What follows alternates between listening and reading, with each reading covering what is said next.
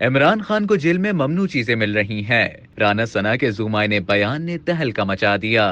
تقریباً 9.5 ماہ سے زیر حراست بانی تحریک انصاف عمران خان کو اڈیالہ جیل میں دستیاب سہولیات کے حوالے سے ان کی پارٹی اور مداح اکثر پریشان دکھائی دیتے ہیں۔ پی ٹی آئی رہنما اور بشرا بی بی کے علاوہ خود عمران خان بھی جیل میں خود کو کھانے میں زہر دیے جانے کا خدشہ بھی ظاہر کر چکے ہیں۔ تاہم حال ہی میں رہنما مسلم لیگ نون رانا ثنا اللہ نے معنی خیز بیان دیا ہے کہ عمران خان کو جیل میں ممنوع چیزیں سمیت سب کچھ مل رہا ہے۔ لاہور میں رانا ثنا اللہ کی میڈیا سے گفتگو کے دوران صحافی نے بانی پی ٹی آئی سے متعلق سوال کیا کہ عمران خان کی ایک تازہ تصویر سامنے آئی ہے، کافی حشاش بشاش دکھائی دے رہے ہیں، ان کو جیل میں سارا کچھ مل رہا ہے۔ جواب میں رانا ثنا اللہ نے کہا، ہاں بالکل، عمران خان کو جیل میں سارا کچھ مل رہا ہے، جو ممنوع چیزیں ہیں وہ بھی مل رہی ہیں۔ یہ پہلی بار نہیں ہے کہ رانا ثنا اللہ نے عمران خان کو جیل میں دستیاب سہولیات سے متعلق کوئی ذو معنی بیان دیا ہو۔